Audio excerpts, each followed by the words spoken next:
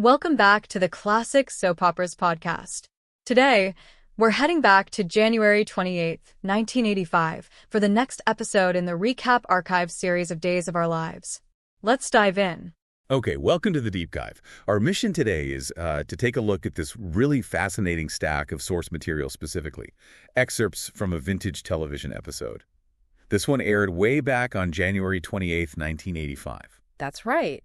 And what we're going to do is basically walk you through everything that happens, almost like narrating it if you couldn't see it yourself. We'll pull out the key bits of information, the plot points. Yeah, unpack these storylines that are all kind of weaving together. We've got secrets, legal battles, some definite romantic drama. And even this layer of international intrigue, kind of centered around this mysterious thing called diamond ice. Quite a lot to juggle. So let's just jump right in and see what we could piece together from the source material. So we start off in a domestic setting. It's Hope's grandmother's house. And right away you see Hope and her grandmother are there. But there's this undercurrent of worry. Definitely. Hope's grandmother is doing what she calls spring cleaning. In January, which is, a bit odd. Right. And she pretty much admits it. This cleaning frenzy is her way of dealing with worry. She's anxious about her grandson's lawsuit and also someone named Melissa. Yeah, it's classic soap opera, right? Channeling that internal turmoil into, frantic external action, even if it's cleaning out a season. And Hope's got her own pressures. She's meant to be studying this week. She's got a big police academy exam on Friday. But instead, she's up super early, getting ready to go skiing. But it's not for fun, right? It's part of her physical training for the academy. So it shows she's committed, but maybe also juggling a lot, or maybe even finding distractions. And their conversation, it quickly shifts to Hope's complicated life, especially her relationship with Beau. Yeah, they mention a recent run-in at some place called Schmagen. Apparently someone named Chris had to step in to stop them from fighting. So they avoided a public scene, but it sounds like things are still really tense. Hope tells her grandmother pretty bluntly she's not sure if they can ever really be friends again, after everything. It really shows how much baggage there is between them. Then there's another layer here. Someone else is staying at the house, hiding out, actually. A woman named Mary. Who's a complete stranger to the grandmother, apparently. But she's taken her in anyway. And Mary's incredibly grateful. But she's hiding because, she's scared. Her dad died in an accident recently, and she feels totally alone. She says she's cut herself off from everyone. Even her best friend, who apparently thinks Mary is trying to steal her boyfriend. Which sounds messy. Yeah, it raises questions, like what actually happened there? And Mary also hints she did something bad, but doesn't say what. Just that she's thankful for the grandmother's kindness while she's carrying this secret, maybe. We learn a bit more, too, like her brother hasn't been around much, but he is now. Which she thinks might be his way of, trying to look out for her. And then there's this whole thing with her boyfriend, PJ. Right, except he's not really her boyfriend. He's her brother's friend. Exactly. She says he's sweet, but always saw her as, a kid sister. But she thinks that's changing now. She says he's starting to realize she's, not anymore. So, potential relationship drama brewing there, too. Okay, let's shift gears a bit. We move from that house to the Brady fish market. And this is where we find Beau. We see his mother, Mrs. Brady, first. And she's getting ready to go down to the docks herself to pick up the fish. Which is unusual, right? Because that's usually Beau's father's job, but he's still recovering, so it kind of grounds things, shows the family business is still affected by Roman's situation. Then Shane Donovan shows up, looking for Beau. First question, any news on Melissa? Still nothing, so that thread's still dangling. But Shane gets right to the point. He wants an update on Beau's progress with Megan Hathaway. Right, this whole undercover thing Beau's doing, and Beau has to sort of report in. He says their recent little fight actually helped. Yeah, he spins it, says it made Megan think they might actually have a chance of getting back together. And that's what he calls progress. It really highlights how manipulative this whole mission is. He even describes this, hairy situation at Megan's place during dinner. Said she wore a slinky nightgown, and he had to think fast to get out of there without, blowing his cover or compromising the mission. Because he needs to know for sure if she has this prism before he does anything else. It shows the risks he's taking, getting that close. And this is where Shane drops some crucial intel. Their contacts saw Leopold Bronsky, that name, again at a meeting, an obviously important one. And what did they learn? Bronsky was talking about something called diamond ice. Diamond ice, yeah. And immediately they suspect it's code code for the prism. Okay, so the theory is this prism, whatever it is going to be smuggled into Salem. How? Through an ice show that Bronsky guy is presenting it. So it connects Bronsky, the prism, the ice show. It sounds like a smuggling operation. And they think Megan Hathaway is the one who's supposed to get the prism to someone named Stephanie. Exactly. It puts Megan right in the middle of it. We still don't know who Stephanie is, but Megan's the key link.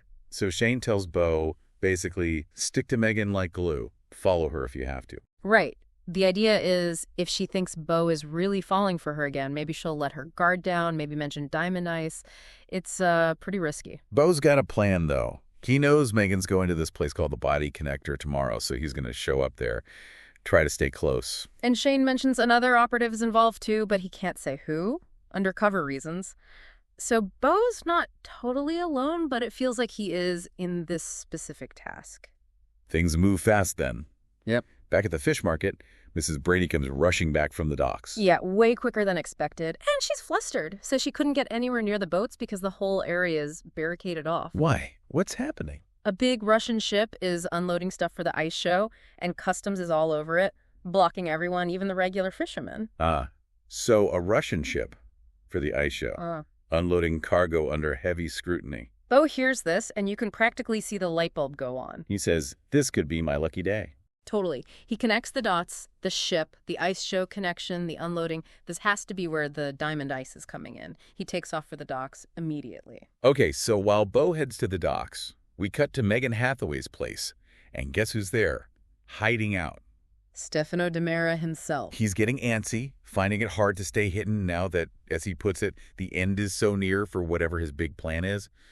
Megan's clearly worried he's taken too many risks. Stefano confirms he met with Bronsky. Says Bronsky will contact Nathan, which we now know is Megan's code name when the time is right. And that time is very soon. He also knows the ship is docked, the props are unloading. Everything seems to be falling into place for him. But he notices Megan seems distracted, not as enthusiastic as he expects, and he guesses correctly that her mind's on Bo. Megan admits it. She feels Bo getting closer, but she's worried because she thinks she still has a hold on him. And this is where it gets really dark. Megan says the only way she can be sure of Bo is to get rid of Hope. Wow. So the romantic rivalry just escalated significantly? Oh, yeah. And Stefano, being Stefano, just asks very pragmatically, okay, what's your plan for this problem? Megan says it's difficult, but not impossible, and that she has to go through with it to be sure of Bo. It's chilling. That conversation between them shows their shared ruthlessness, but also maybe Megan's desperation about Bo. Okay, let's switch gears again to that other major plot line, the lawsuit against Dr. Horton. We're now at the house of Speed's father. Speed is there with his friend PJ. And Speed's looking for something specific pictures for his lawyer, Gwen Davies. And remember, Mary, she's still hiding in the house, in a back room, or maybe the bathroom. PJ and Speed hear a noise. But Speed covers it up quick, says it's just junk falling over. Mary stays hidden, grabbing a newspaper. There's this odd little line where she says she never read. Kind of makes you wonder about her background. Speed's goal is clear. Find photos of his dad wearing a medical alert bracelet. He's pinning his hopes on this lawsuit against Dr. Horton, telling Gwen he hopes she's found some real dirt on him. His motivation seems pretty clear, too. He tells PJ to stick around and watch him getting rich. It feels less about justice and more about, well, getting rich. Then we jump to the hospital. We see the lawyer, Gwen Davies, talking to another doctor, Dr. Ross. And Marie Horton, Dr. Horton's daughter, spots her and confronts her. She's furious, demanding to know why Gwen is questioning doctors about her father. Marie accuses Gwen of trying to twist things, working against her dad for the lawsuit. She's very protective. Gwen stays professional, but basically dismisses Marie's concerns, saying she has a right to gather evidence. It gets heated. Yeah, Marie tells her to leave or she'll call security. Gwen leaves, but not without a parting shot, says she got what she needed, and they'll see the rest at the trial. So the battle lines are clearly drawn there. Right. Meanwhile, back at the docks, Bo's putting his plan into action. He needs to get onto that Russian ship, or at least close to the cargo. How's he going to do that? He approaches a dock worker, Kenny Maloney. And asks to borrow his union card. Says he needs to help unload the ship. How does he swing that? He offers Maloney a deal. Bo does the work for the day. Maloney keeps the pay. Bo claims it's just for a bet with a friend, nothing illegal. Maloney's hesitant, worried about the union. But Bo persuades him. Shows Bo's pretty resourceful when he needs to be. So Bo gets the card, gets instructions from the foreman, Baldwin. He's told exactly what to do. Line up crates, open them for customs, close them up, load them onto trucks. He's now literally inside the operation. And then, who shows up at the docks but Megan? Yep. She seems surprised to see Bo doing manual labor dock work. He gives her a cover story, needs extra cash, it's good exercise, compares hauling crates to her ice skating. Pretty smooth. They have some playful banter. Megan tells him to be careful not to get in trouble. But for Bo, this is all part of the act, right? Staying close, gathering intel while doing the actual work. Okay, back to the fish market. Mrs. Brady is still worried about running out of fish because the docks are blocked. And then Hope walks in. Her grandmother sent her to pick something up. So the storylines physically intersect for a moment. Mrs. Brady mentions seeing Hope skating earlier, says the training's doing her good, then asks, kind of point blank, if she came to see Bo. Hope says no, just getting fish. Still awkward between them. Then Bo does something interesting. He suggests Hope go upstairs to visit his dad, Roman. Says Roman asks about her all the time. Mrs. Brady thinks this is a wonderful idea, even offers to go up with her. And just like that, Hope is conveniently moved out of the main area. Just as Megan walks into the fish market. Perfect timing for Bo. He plays it cool, pretends not to see her at first, then acts all pleased she showed up, says he was just about to call her about tonight. Megan doesn't give much away at first. So Bo asks her to dinner, and Megan jumps on it, suggests they go right now. And Mrs. Brady, probably just happy to see Bo seemingly moving on or being social, says that sounds just fine. Gives her blessing, basically. So Bo manages to secure his evening plans with Megan, advancing his mission, all while his mom looks on approvingly. It's quite the manipulation. Okay, let's jump back to Speed's house. Mary's still hiding. Speed comes home. And Ivy arrives too, looking for PJ.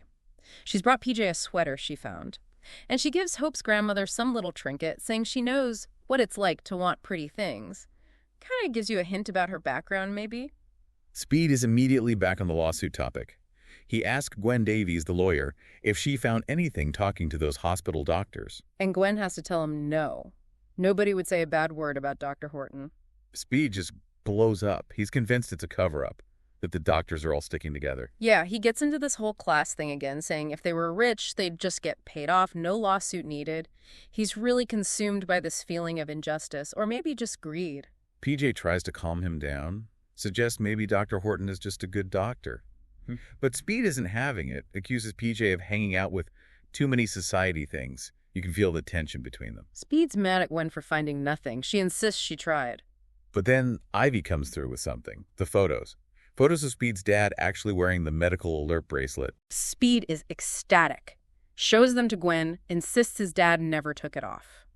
This has to be it, right? Well, here's where the legal reality hits hard. Gwen points out the huge problem. The photos show he owned it. Yes, he wore it sometimes, yes. But they don't prove he was wearing it that specific night, the night of the accident. Exactly. And crucially, they don't prove Dr. Horton saw it or ignored it or took it off before giving the shot. Without that link, Gwen says they have no case. She actually recommends dropping the lawsuit. Speed completely refuses. He's adamant. Dr. Horton killed his father. He won't let him get away with it. He practically begs Gwen to just wait a few more days. Maybe something else will turn up. Gwen looks doubtful, but she agrees. Just a few more days, though, so the pressure's really on now to find that smoking gun. Okay, back to the docks. We see Bo working, unloading those crates. He seems to notice one particular crate. Then, after his shift, he makes a call. Tells Shane to get over to the fish market. He found something important. So his undercover work paid off. When Shane gets there, Bo explains what he found while unloading the Russian ship. What was it? An empty container, shaped like a diamond. Looked like a mold, he says, maybe for ice or gelatin. And he connects it immediately to the code word. Diamond ice. Exactly. Shane agrees it fits the description, but it also raises a new question. If the prism was supposed to be hidden inside a mold like this, where is it now? Customs searched everything and found nothing. Right, so maybe the prism wasn't in the hold. Maybe the mold was used to make something else out of ice that held the prism. Or maybe it was just a distraction. The container itself isn't the prize, but it's a huge clue. While Bo and Shane are puzzling over this, Hope comes back downstairs at the fish market. She'd been visiting Roman. She asks Bo about the fish, the catch of the day. He suggests cod. It's almost normal for a second. Shane's still there getting shrimp, asks Mrs. Brady for tea. He sees Hope. Hope asks Bo about his dock job. He says he finished. She asks how Roman's doing, still showing that connection despite everything. Bo gets Hope her fish, And then, Hope does something really interesting, maybe unintentionally crucial. She outlines her entire schedule for Friday, out loud. Yeah, she lists it all. The police academy exam, then ice skating, then 2 hours working out at the Body Connection, and finishing with a hot tub. And who's nearby, potentially overhearing all this detailed information about her whereabouts on Friday? Shane, for one, and possibly others. It feels like a detail that's going to matter. Just then, Megan approaches Bo again. Hope is still right there, super awkward. Bo confirms their dinner plans with Megan 7:30 at her place. Megan wishes Hope luck on her exam, but then adds this really sharp comment, something like, save your good wishes for someone who needs them, like your story. Ouch. Yeah, considering what Megan told Stefano earlier about getting rid of Hope, that comment feels loaded, like a veiled threat almost. Mrs. Brady, meanwhile, is still trying to figure out Bo's love life. She asks him if Megan has stolen his heart. Bo denies it, maybe a bit too loudly. Says he's only after Megan for the prism. Then he sighs and says he wishes getting back with Hope was that simple. It shows he's definitely conflicted, despite his mission and what he tells Megan. Okay, quick check. Back at the house, Hope's grandmother's bringing in groceries. Marie Horton is there helping her. Shows Marie is still part of their lives. Back at the market, Bo asks his mom if Hope came back down from visiting Roman. Mrs. Brady says no. And Bo mutters something like, keeping Hope out of his hair is fine with him. So he is actively trying to keep distance, maybe for the mission, maybe for his own sanity. And Megan uses this moment to press Bo again, wants brutal honesty about his feelings for Hope. Bo gives her a version of the truth, maybe. Admits they had something special, but says things changed after Roman died. Claims Hope didn't understand his grief and never will. It's his justification for the distance, framing it around understanding, or lack thereof. Megan acts surprised they weren't more in love. Bo's questions if they really were, saying love means understanding. And Megan jumps right in, claims she understands him, always has. It's a clear manipulation, playing on his vulnerability, positioning herself as the one who gets him. Okay, let's go outside the house again. PJ is waiting for Ivy. Hope's grandmother leaves. There's this sweet little moment where PJ helps Ivy button her top. Ivy tells him he's the nicest friend, the best. You can see their connection growing. PJ apologizes for earlier, maybe, for Speed's blow-up, and says he's just now realizing she's all grown up. It echoes what Mary said about PJ earlier. He's finally seeing Ivy differently. Ivy agrees. It's hard to believe. PJ admits he had to convince himself, not just Speed, that she's a woman now. Ivy then shares her worries about Speed, calls his behavior crazy, especially his obsession with getting money from the Hortons. PJ agrees, says Speed feels like the Hortons owe him something, but Ivy insists the money doesn't matter to her. She's worried Speed will ruin his life over it. Her perspective is so different from Speed's. She's focused on him, not revenge. She even expresses concern for Dr. Horton, calls him a nice little gentleman. Yeah, she hopes he doesn't get in trouble, especially if it was an accident and her dad wasn't wearing the bracelet. She says getting the doctor in trouble won't bring her dad back. It's a really mature and compassionate view, considering he's her father. She admits she gets scared. PJ reassures her, says they will take care of her. She thanks him, reminding him again she's not a kid. PJ suggests they go to the fish market later, since Speed will be working there. Ivy loves the idea.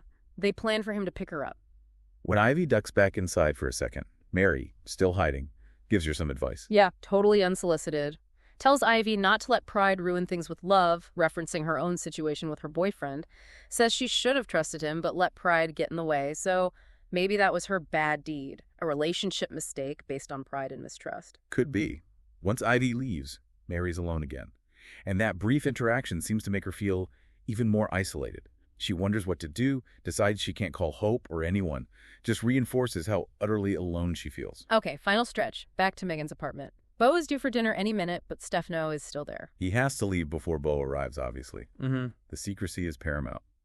And the goal is still, somehow, to get Bo on their side. Stefano has this moment where he praises Megan, calls her his golden girl, lists all her good qualities, beauty, intelligence, wit, and then he says integrity. Integrity? Seriously, given what they're plotting. Right. It either shows how twisted Stefano's view of integrity is, or how manipulative he is framing her actions, like getting the prism and targeting Hope, as signs of loyalty and therefore integrity to him. He gets reflective, mentions missing his other daughter Renee, dismisses his son Tony as a traitor. Very complex family dynamics there. Megan wants to help more. Stefano says she already is by getting the prism. He calls it saving his life. So this prism is incredibly important to him personally. And then he reveals his grand vision for the future. It includes Megan, Bo, and the twins, Roman's children. Yeah, he plans to bring Carrie and Sammy to their side, raise them as his own. It's a shocking development. Megan asks about Marlena, their mother. Stefano's response is ice cold. She can come if she wants to be with the kids and us. If not, quesada sada. What will be, will be. Basically, she's disposable if she doesn't fit into his plan. Utterly ruthless. Megan, disturbingly, promises she and Bo will help raise the children. Stefano calls her his golden girl again. He's pleased she's on board with his twisted family vision. He says soon they'll all be dining together. The end is near. Megan asks, how soon? And Stefano delivers the chilling line. Maybe, as soon as Hope is out of the way. Megan actually seems a bit concerned, asks what he's planning, but Stefano keeps her in the dark on the details. Says she has enough to worry about. But he confirms he knows exactly when and where he'll deal with the little problem of Hope, and he makes it crystal clear. After Friday, Hope will no longer be a temptation for Bo. The focus lands hard on that word, Friday. A direct deadline for eliminating Hope, tied directly to her potential influence on Bo and the culmination of Stefano's plans. Wow. Okay, one last scene shift. We're in a diner. Speed, PJ, and Ivy are there with someone named Tyler. And Speed's in a weirdly good mood, despite everything. Even though it sounds like the person working there wanted him to leave, called him scum. So maybe he's not welcome there? He apologizes to PJ and Ivy for blowing up earlier, shows a sliver of self-awareness. But he doubles down on the lawsuit, says they're not giving up. He has a feeling something will pop up about the bracelet. Still clinging to that hope, against all odds. Yeah, total denial of the legal reality Gwen laid out. He tells them to just relax and enjoy the evening, trying to project confidence maybe, but it feels fragile. Leaves you wondering what will happen when that deadline hits. Okay, wow. That was a lot.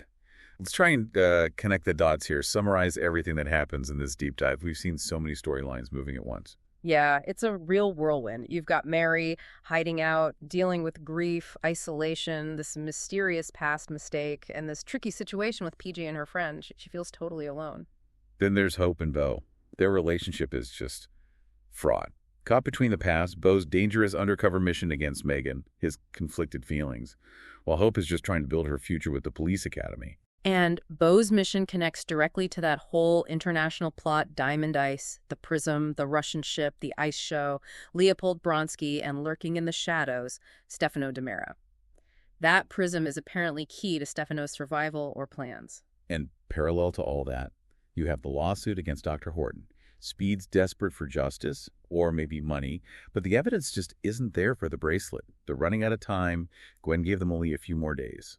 And Ivy provides this counterpoint to Speed. She's worried about him, not just the money, and she even feels sorry for Dr. Horton. It adds complexity to that whole situation. And these plots are starting to crash into each other, right? Yeah. Bo's mission puts him in Stefano's orbit.